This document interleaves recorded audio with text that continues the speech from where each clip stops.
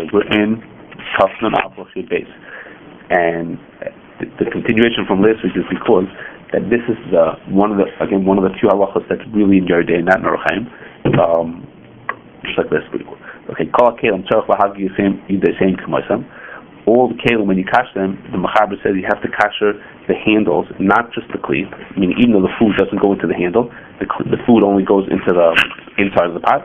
You have to kasher the handles anyhow. And the Rama says, "Miu imlohi gilu hayadus." If you didn't kasher the handles, ein lesu b'diavad. You don't have to ask for the food b'diavad.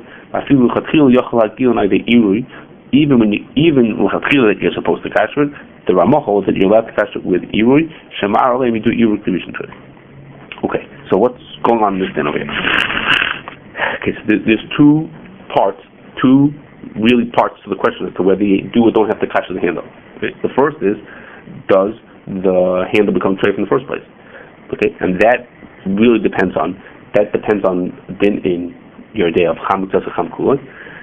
That the machlokes, whether you say chametz or chamkul, does blia transfer from a hot kli to the outer edges of the kli that are far away, that are not where the Issur is, and there we paskin like both days of Shulchan Aruch, we paskin that you do not say chametz or chamkul. There's no chametz or chamkul. So the Magen Avram over here says, so I don't understand if we really paskin that there's no chametz or chamkul, so the whole din doesn't even start. If there's no blias getting there in the first place into the handle, so what do we have nothing to start with? On which we talked about this before, and the Kashering asks on that Magen Avram, as do many others, that the machlokes of chametz or chamkul is in a case when the thing that's far away does not get hot. But if the thing that's far away gets hot also, that's not the case in chametz or chamkul. Chametz or chamkul says that even though it doesn't appear to be hot on the outer edges of the kli, we assume that the blia transfers to there anyhow, to the parts of the kli that don't touch the food. But if the outer part of it gets hot, then of course everyone agrees that the blia is going to transfer over to there. And therefore, he says, so to the handles, which he's assuming are getting hot, in those days that's what it was, the handle would get hot also. So the handle, which is just an extension of the kli, would get hot, and of course, blia would transfer to there. It's not totally in the machlokes of chametz or chamkul. That's what Krieg says. That's the first thing. So now we're working with that assumption. We'll talk more about it in a second, but working with the assumption that the handle did become treif. Now there's a second part to the shayla, which is the handle became treif because the blia spread from the pot out to the handle, to where it wasn't touching. So the shayla now is, if I kasher the pot, will that draw the blia out of the handle also? Okay, the Mechaber holds no. The Mechaber holds that just kashering the pot. Just kashering the pot is not going to get the blia out of the handles. You have to kasher the handles by themselves. And the Rama holds that no, when you kasher the pot, you say kabol kach polter, just like the blia went from the pot spread to the handles, the blia can come out by kashering the pot. You can kasher the handles. Okay, now the Rajva, who was the makar for this din, says you should just know if the blia went into one part of the pot directly, you can't kasher. Just do chametz to get the blia out, just like kasher. If the blia went in on this side over here, you can't kasher this part and say, oh, I'm going to draw the blias out from here. You have to kasher where the blia went in. The shayla here is just because the blia went in from the pot, spread to the handle, so maybe by kashering the pot, you could be kashering the handle also, just kabbalah kapolta. Okay, so the Mechaber holds that doesn't work. You have to kasher each part of it separately, and the Rama holds that you say kabbalah kapolta, and therefore the Rama holds that min hadin you don't have to kasher the handles. Okay, min hadin for this regular chashash that the blia comes in from the pot, you don't have to kasher the handles. That's a good question. According to the Mechaber, if you have the boyfriend, it's 5 inches thick. We're getting to that. Very good. I'm getting to that. We're getting to that in a second. Okay, we're getting to that. That's the end.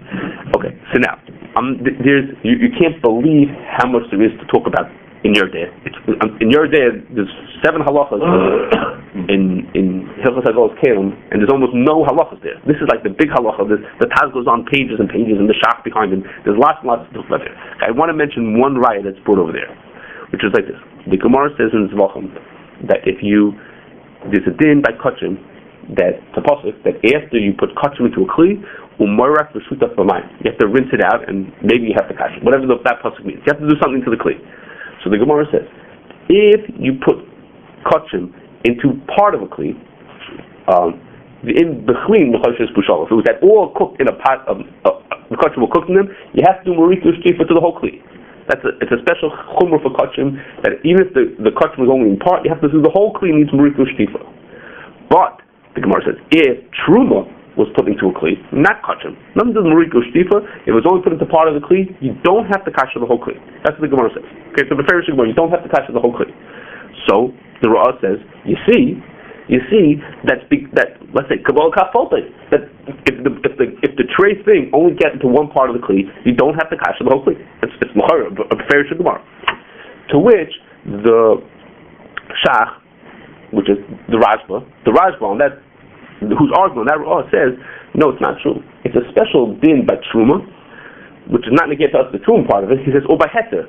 By heter Bala will say that the bliya, since the bliya went in from the kli spread out, when you kasher the kli, you'll get out most of the bliya, and what's left you don't have to worry about, because heter Bala, little bliyas that are left, you don't have to worry about. But were it to be Issur that went into the kli, then that's not what the Gemara is talking about. Then you would say you have to kasher the whole kli. So even though the Gemara says you don't have to kasher the kli, the Gemara is talking only about by hetera or by truma. But if it would be talking about Issur, then you don't say that. Okay? So that's the machaber. The machaber who's saying you have to kasher the whole kli, you can't just kasher the part where the food was, is like this Rajba. But it's only like the Rajba. That's the extent of the shita, which is like the Rajba, that for Issur, we say that the bliya spreads to the whole kli and leaves little bits behind even when you kasher, which has a tremendous nafkamina. The nafkamina is, if you only cook hetera in a pot, then if you only cooked it in part of the pot, even the machap will agree that you can kasher only that part of the pot. You don't have to kasher the whole pot. Except for a chashash we'll talk about in a second. But the din that we're talking about here, you don't have to kasher the whole pot. Because it's a very Gemara that you don't have to kasher the whole pot. Just we say the Gemara is only talking about hetera. But so for in Issur, like in Yerdea, or like even in Hilchos Pesach, where we consider chametz to be Issur, so we say you have to kasher the whole pot. But were you talking about real hetera, like from milk, then you would, if the bli happened only in part of the pot, you would not have to kasher the whole pot. L'chorah, it's a very Gemara. Okay, that even according to the Machmir, you don't have to kasher the whole pot. Okay, so that's just worth mentioning. Of course, I can't say this without telling you, but of course, the usual hetera that people run into in Kashrus, which is milk, is not hetera for everybody, because there are plenty of people who consider the chol stam to be Issura. Okay, so but that's an easier issue to deal with. You can just let it be. That even according to the Yisrael, he says in Chanan. He says there's no Chanan. There's no Chanan. What? No, he doesn't talk about all these shows before Moshe Weissman. No, he says chol akum. This chol akum bisman hazeh, which is not a real chash. You could be makel. There's no Chanan. That's what he talks about. Not chol stam. Yeah, not chol stam. Chol akum. The real stuff. What? I don't remember if that's the reason why. I don't know if that was his reason why. Okay, but that's a separate question. That's Chanan. That's easier. It's easier to not say Chanan because Chanan has to be done with the Basa B'Cholos. It has to be different than even according to Rama, right? That's what he's trying to say. But but for us, it's easier to get around this problem of it being Heter and Issur, because like we've talked about beforehand, if you wait for the kli to just be Eid ben Yoimoy, then for the people who treat Chol Stam as Issur, we've dealt with them. Okay, I'll just put that on the side. But it is important just to know this thing. This Rajba, the Machaber who's coming from the Rajba, is only by cases of Issur. Okay. Yeah. Okay. Now, he's arguing the Ra'ah. That's interesting. Okay. Now, isn't there another terrible subject here? I don't understand this whole thing. That one. That we say that it doesn't go in, but it'll spread when you're using it. It'll spread to the other side of the keli. It won't come back out through the part that you're using, but will come back out if you use that part directly. Yes. So people talk about that. Yes, that's correct. That maybe chametz has to do with getting the bleed back out to be pilot. But getting the bleed in will, and then if you stick the handle into food, then you have handle. Right? Yes, correct. There's all kinds of terms. I'm not getting to that whole thing. Okay. Now, we're assuming until now that the pot and the handle are considered one kli. Okay, and that's really the next halacha. We're not going to do it this week. The next halacha about what happens if they're not exactly one kli like we have nowadays. Okay, that's a whole different discussion. Okay, we're interested for next week or next time. Okay, now, if it's screwed in, it's that's for next time. Okay, it might be the same thing. Well, that's the next time. Okay. Okay. Now, you want to answer a question? No. How are you going to get, how do you get, if she's going to have herself for obviously the blue goes through the whole diaphragm, right? All the way to the other side of the diaphragm. Yes. How do you get it back out? How do you get it back out? Yeah. If you have a thick kli, so you're going to catch it from the way the kli went in. Yeah, but according to the Mechaber, you have to be magir that part of the kli. What's the difference if it's a handle that's 5 feet long, right?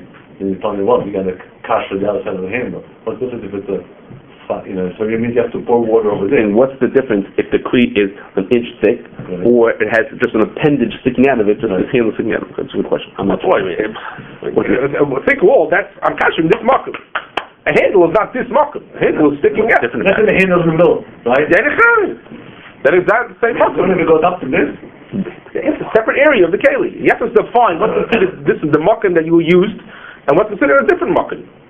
And a thick wall, this is considered this is the marker of the kli. I'm catching this marker. It went in here, it'll come out here. You have the concept of Issur double. So you have a concept where we just concentrate on one area more than another area.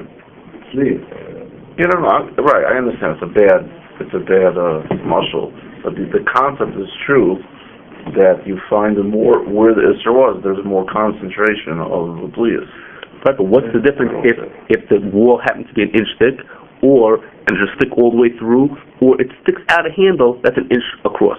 It's still an inch anyhow. What's the difference if the handle sticks out an inch? Well, the pot is an inch thick. One looks like a handle, one looks like a pot. if you have a pot like this, and you have a handle like this, straight out. It doesn't need. That's correct. You have to have a definition. What's considered oisim marker? What's considered a marker from the kli? You need such a definition, no matter how you write it. I think the answer is if the food in the pot gets up to here, and you cash it over here, so you cash it this as thick as this wall is. But you haven't cashed this part, which is even if we close it up. Okay. It's a good question. I'm not sure. Okay. Now, the Ramah who's saying that l'chatchila you have to cash it. Kenzain, there are those who learn that the Ramah is saying that you have to kasher because to be choishish for the sheet of the Mechaber. The Ramah says l'chatchila you should kasher. Okay, but most learn, and I think it's even exactly Moshe, that he thinks you have to kasher for a completely different reason. Not the really kashering in the middle of the pot will draw the blias out from the handle also. That's fine.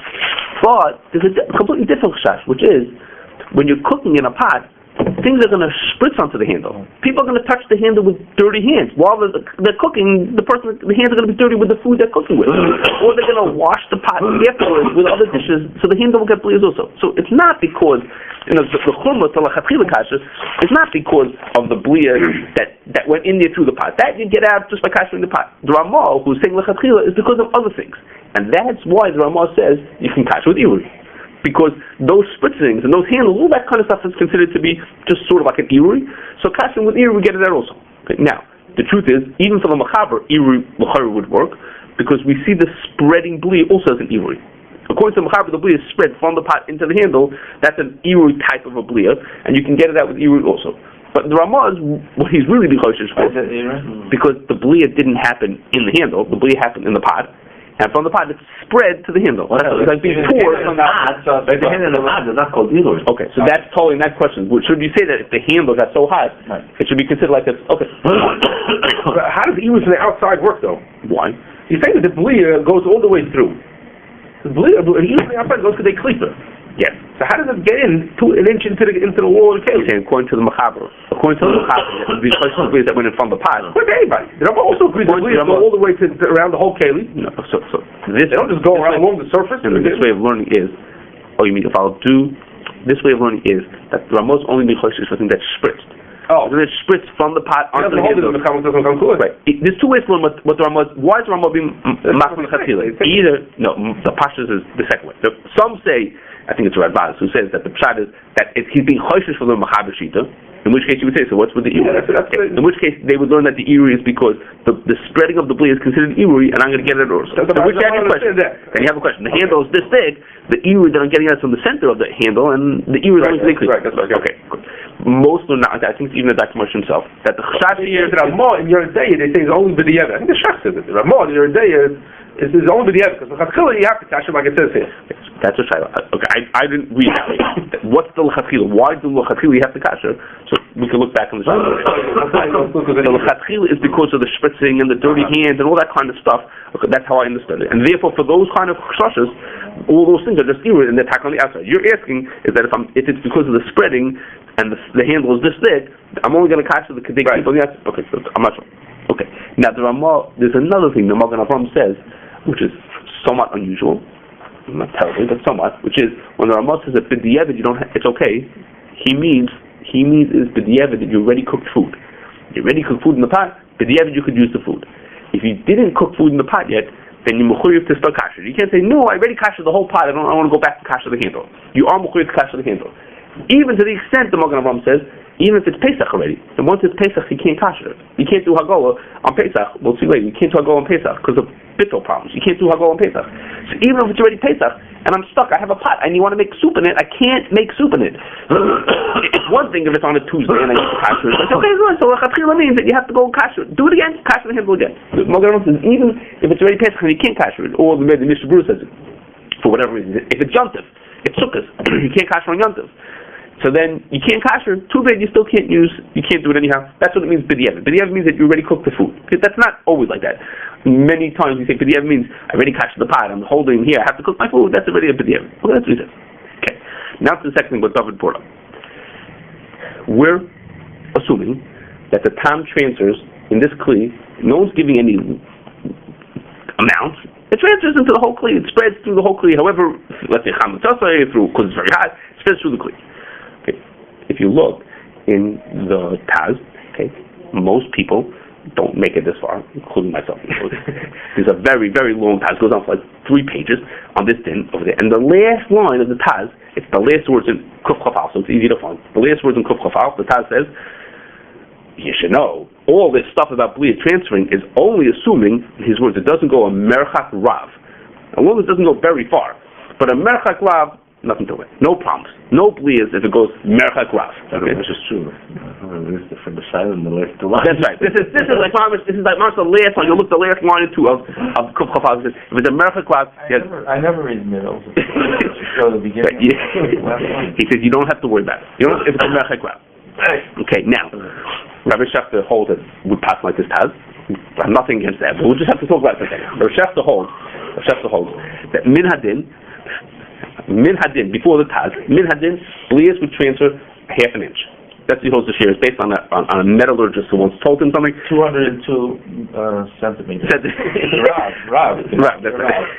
Millimeters, maybe millimeters. Okay. Well, I don't know the difference.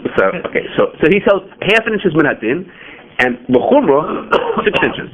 Okay, the merchak rav is 6 inches. That's the merchak rav means 6 inches, but that's already a chumrah. Really, min hadin would transfer a half of an inch, and it's a chumrah to say, okay, even a certain far 6 inches. That's a shit. Now, the 6 inches number that I know that in his head is from a completely different din, which is on Shabbos. Now to put food onto the fire. You're not to do chazara. You're not to put food onto a fire, but you're allowed to put it off the fire. So Rabbi Shefter says, and they do this. Caterers do this.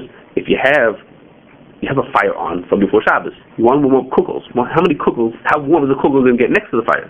So what they do is they'll put it on a shelf way up over the fire. Let's say put it on a shelf 3 feet over the fire. Let's imagine if it was really high up and it was hot there. It's not near a kamavashal. It doesn't look anything. It's way off the fire.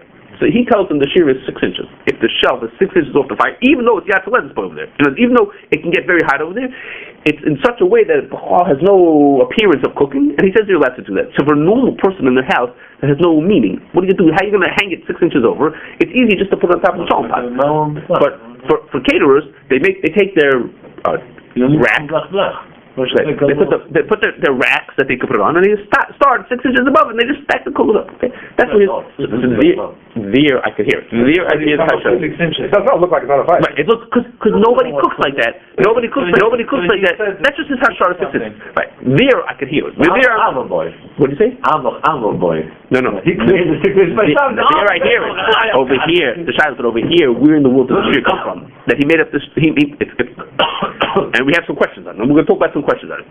He's making this assumption that the shear is, again, min hadin, he thinks the shear is a half an inch. And l'chumra, all the dinner I'm going to tell you in a second, although all those are chumra, they each go 6 inches, but once it's past 6 inches, that's the Taz's merchak rav, and that you don't have to worry about at all. Okay, where does it come from? Okay, Rabbi Shefter says they asked Rabbi Moshe many years ago a shaila about boats, that there was, in boats they have products sitting in one hold. One boat could have 50 holds in it. Okay, what do the holes mean? A boat is going across the ocean, and it's carrying liquid products, and it's compartments. So each hold, it could have 50 holds in it, and each hold holds a different product. One has gasoline, and one has shoe polish, and one has vegetable oil. And each different one through the ship. And they share walls. In most cases, they share walls one with the other. Okay, so the shaila is, does blia transfer from the lard into the vegetable oil through the wall that's in between them? Okay. It's not covered? No, it isn't that. Well, coverage is one shaila. The more serious shaila is hot. They're hot? Yes. So they're hot when they load it and unload it. They're not usually hot the whole trip, but when they load and unload. So supposedly they asked the Shabbos for Moshe, and in a case where the wall was 3 feet thick. Okay, I don't even understand what that means. Okay, I don't know. Anything that I ever saw about ships, the walls were like a quarter of an inch thick. Yeah, I mean, so maybe it could be really thicker and this and that, but whatever the story, this is the story. But supposedly they asked for Moshe, and Moshe said, "Nah, Blia can't go through that far. Such a thick wall, 3 feet thick, no Blias are going to go through that." That's the So Rabbi says, "You see like me." Now, first of all, it didn't say 6 inches. The story was 3 feet. Okay, but the only thing is, the only question on this is that they asked Reb David Feinstein if it's true. One of the Talmidim asked him whether it's true, and he said no. He said like this. He said, I told you beforehand that we hold chamutzas. There is no chamutzas cham kuloi. You only say chamutzas cham kuloi if you only say blia transfers if the whole thing gets hot. If the handle doesn't get hot, there's no chamutzas cham kuloi. So all Moshe said was that 3 foot thick wall is not going to get hot. So since the 3 foot thick wall is not going to get hot into the other end, so there's no blia transferring food to the other side. But if it really would get hot, then he says there's no makar that blias can't go through a very thick wall. That's how Reb said. So his father, when he said it, was because he was saying that it doesn't get hot on the other side. But were it to get hot, then there would be no basis. Now, of course, there is a basis. There is a Taz that says that. But he's saying that his father never meant what Rabbi Shachta says that he meant. Okay, that's one. Second is, you know from the dinim of people's hollow that if the dinim is that Issur drips or milk drips onto the outside of a pot, and we talk about whether the blia transfers into the pot. Okay, well, it fell to the top. There it talks about that the blia fell above the product, and it goes into the food that's low down. So you see there that it can travel within a pot. It doesn't have to be just a half an inch.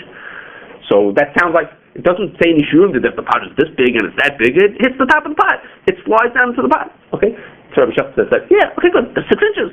I told you the shear is 6 inches. Okay? So that the pot is 6 inches. It's half an inch. What? No, he says, minadin is a half an inch, and the chumrah, not he's making up the chumrah. The chumrah in Shulchan, like this kind of a din, is because of this chumrah of 6 inches. After that is the merchik bab in the topic. Okay, I'm telling you Kashrus, I'm not telling you, because, but most, okay, I take the most seriously, because the next one's not, it's going to be harder to take seriously. The most seriously, some Sefer says, beferish, that a blia can go afilu kamat tfachim. Okay, that's the word from Sefer. The blia goes afilu kamat tfachim. So the other people, we could argue he meant 6 inches, he didn't mean 6 inches, because the Sefer says that go afilu kamat tfachim, okay, which is more than 6 inches.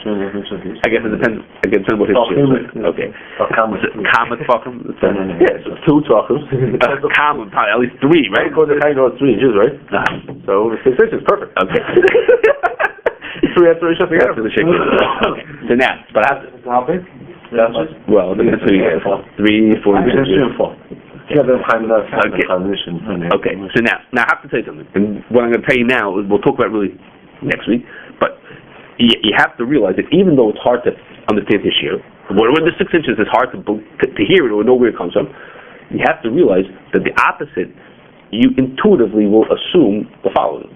Because the Minchas Yosef gets the shayla, he looks at the Chasam Sefer and he says, So what happens if you want to take water out of your sink on Pesach, and somebody else in the building, maybe someone else in the building is using their sink for chametz, so he has a whole truth about whether you're allowed to do that on Pesach. It's hot pipe. The pipes are hot through and through. Correct. So the pipes are connected, well, because it's a hot water system. So my hot water is connected to that water, and supposedly, I think it's Rebelski told me. I think that's Reb Moshe that every year at the end of the Shabbos Haggadah Drasha would announce everyone should make sure not to warm up the food on the radiators like people would like to do in buildings. They live in buildings, don't heat it from the radiator because someone in the next apartment or downstairs or of course 4 floors away might be heating up hummus at the same time. Yeah, you told me that at the end of Shabbos he used to tell you about Kashering with a blowtorch. With a blowtorch about your ovens. Yes, okay.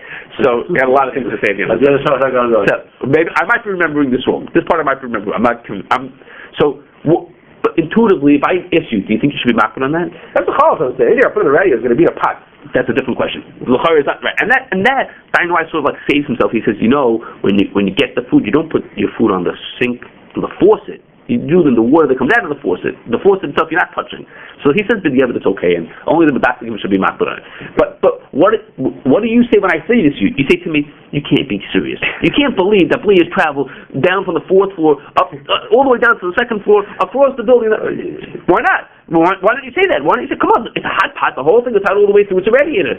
The reason why you don't say it is because what the pot says. Because Merchak Rav, there's some distance that you say, come on, guys. But Mechatzil's not saying that. What? Mechatzil's doesn't say that. No, but I'm saying, I know that. But intuitively you say, come on, guys, the Blia can't travel that far, which is what the Taz says. You can't believe that the Blia could really travel that far. Okay? And that the Taz, whatever he says, there's something to what the Taz says, the Blia, there's a limit to how far it can go. I don't know what the shear is.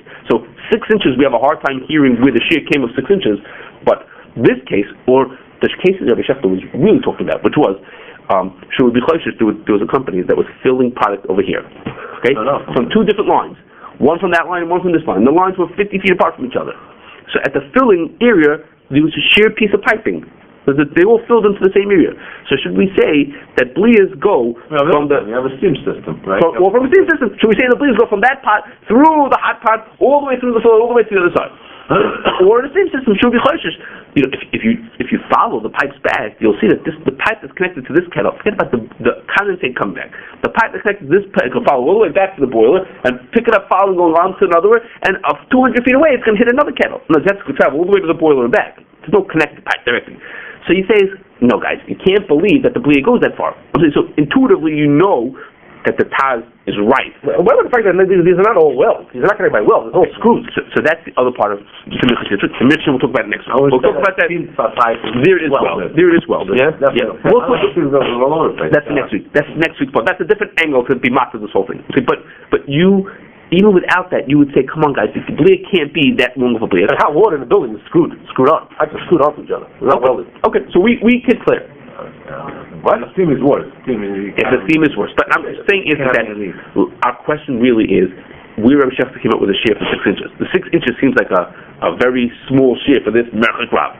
But what the Taz says, which I don't see anybody arguing, that at a Merchak Rav there's no Blias, intuitively we understand like that. Now, I have to just point out, this whole thing we're talking about, how far the Blia transfers, is for kinds of cases like I mentioned, a steam system, long pipes, the thickness of the wall.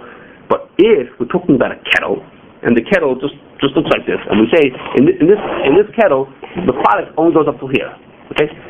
This shiloh has whether you have to catch the top of the kettle is a completely different shiloh than what this question is. How far can the Blia transfer? First of all, because usually the amount at the top is less than 6 inches. Okay, usually from there to the top is 6 inches, and even if it goes Rabbi Shechter, it's even less than 6 inches. But also, there's other things. There's Zayah coming up. So forget about that the Blia could transfer through the Kli. There's Zayah coming up. So the Zayah that's sitting here trace it up, even if it'll be a different Kli. If there's a spoon sticking into there, the Zayah is going to make that trace. It doesn't have to make a trace through the wall to say it's spreading for 6 inches. It'll hit it by Zayah. And usually in a kettle it's even worse. Because we're going to see in 2 halachas, I think it is, there's a thing called Hevel HaKadera, which is even stronger than Zayah. When there's a cover on a pot, there's such a buildup of steam on the inside that's considered like the whole pot is considered like a Kli Rishon. The Blia is it's a higher level than Zayah, and it makes a very strong Blia. So that's also in a kettle. Usually it's covered, or at least during times it's covered. So the Blia that's in there is not transferring through the metal into the top. The Blia is because the steam that's in there is making a tremendous Blia. And of course, last but not least, is what the Ramah says, the spritzing of stuff. This spritzing is very normal in that kind of a Kli. Forget about until the hand on the outside, the spritzing that goes on there. And one of the last halachas in Hagal's Kalim is, if you have a chash that things spritz during cooking, then you have to you can't just kasher through spritzing, because you're going to kasher for 3 minutes, and you cooked in there for 2 hours. So during 2 hours, the spritzing hit every spot, or hit almost every spot. During your kashering, you're going to hit 10 spots. Let's say every minute 5 things get spritzed on. So in 3 minutes, how many spots are you going to hit? As opposed to in 10 hours of cooking, you hit every single spot. So kashering through putting this up to the product level is not going to do the trick. I'm saying for all these bunch of reasons. So Rabbi Shechter's thing is like, well, this side of it, how far does it transfer, is the thick walls. So there's no the bli on the other side. There's no zaya there. There's no product spritzing over there, or pipes that are connected from there to 100 feet away. There's no shilas there, spritzings and zayas and things like that. It's only a shilas does it transfer straight through the pipe. That the pipe serves as a way to bring the bli over. But so it's a very limited sear that it's negay. So, it's negay, but it's a limited sear. The normal case when a kettle is 3/4 full has nothing to do with that. And there's regular plain old blias that of course you have to kasher, and it's a period later on that you have to kasher the whole pot because you don't say just the part. I have a question.